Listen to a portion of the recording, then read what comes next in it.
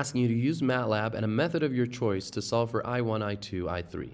The two methods I can think of both involve the inverse matrix. And to find the inverse matrix, so assuming that A is invertible, you could say A inverse multiplied by A. That's going to give you the identity matrix, which you don't even need to write here. It's the equivalent of 1 in matrix form. And on the right-hand side, you'd have the inverse matrix times B. Remember, you need to put it on the left side of B because matrix multiplication is not commutative. And you could find this A inverse in two ways: with the adjoint method, which has the inverse matrix defined as 1 over the determinant of A times the adjoint of A, or with the augmented matrix. Or actually, a third way would be to just use the inverse function in MATLAB. So I'll show you how to do these three. I'm sure there's more methods to solve this. So let's go over to MATLAB.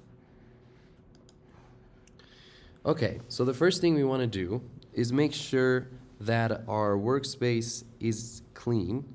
And to do that, we're going to clear all old variables. So clear all old variables. And you do that by writing clear all. Okay. Then we want to define our matrix. The matrix, the coefficient matrix. And I'll call it A. And it's that matrix that we did in part A. So it's negative 1, 5, 0, 0, negative 1, 5, 0, 0, and 0 for the first row. 0, 1, 5, 0, 0, and negative 1, 5, 0, 0 for the second row, and 1, 1, and 1 for the third row. Now, I don't want it to output, so I'll put a semicolon here so that it doesn't output here. Now, I want to find the inverse, and I'll show you first the adjoint method. And I'm going to show you all the steps because if you have to do it by hand, at least you get an idea of how it works. Usually do a 2 by 2 by hand. 3 by 3, it starts to become a little bit tedious, and there starts to be a lot of room for error. So for the adjoint method, I first want to find the determinant of A, which you do with this command right here. Then what I want to do is I want to find the adjoint of A, and I'll call it add, and there's actually a function called adjoint that'll find it for you. And then you just want to define A inverse as the multiplication of these two. So 1 over D times adj. Now let's give it some comments so that we know what we're talking about. Finding the inverse of A. This one will be finding the adjoint of A. The adjoint of A, and this one will be finding the determinant of A. Okay, so this is the first way to do it. Let's press Control Enter, and that'll give you an inverse.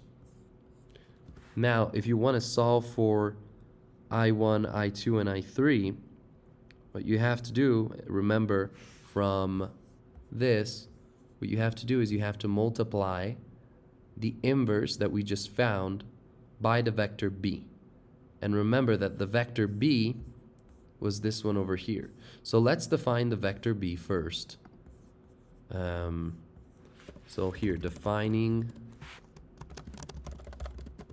the vector B, and I'll put it with the lowercase. B is going to be equal to square brackets for a vector, negative 9,000, 0, and 0.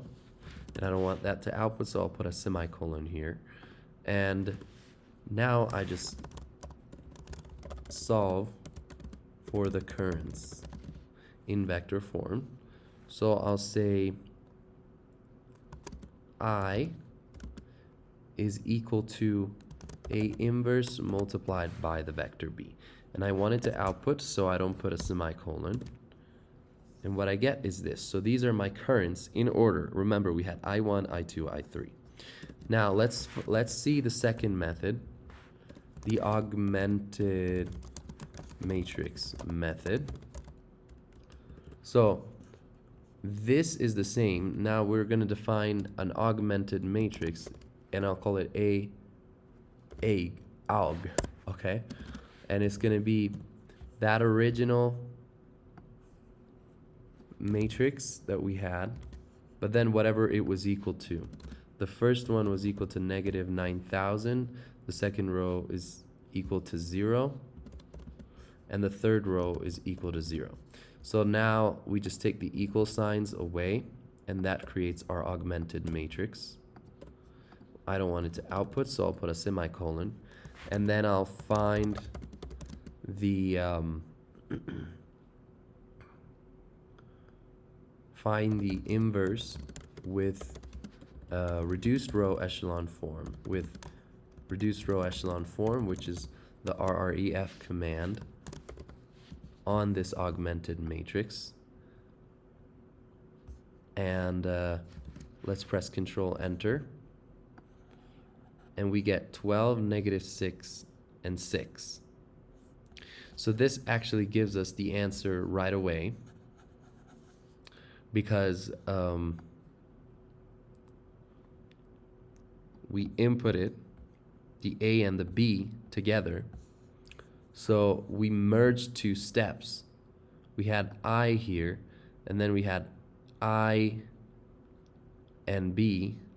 So we really had A augmented with B, which gave us the values for I1, I2, and I3. A third way to do it would be to just do this. Using the built-in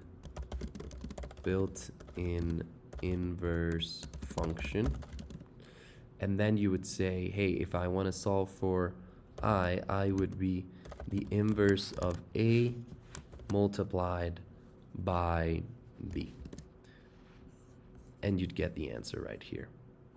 So I think this one, you can only use it to check, so make sure to not get into any honor issues. But these are 3 different ways that you can do it, and I'm sure there's more. And so now you could just write 12, negative 6, and 6 in the corresponding I values. I hope that this was helpful, and I'll see you for question 8.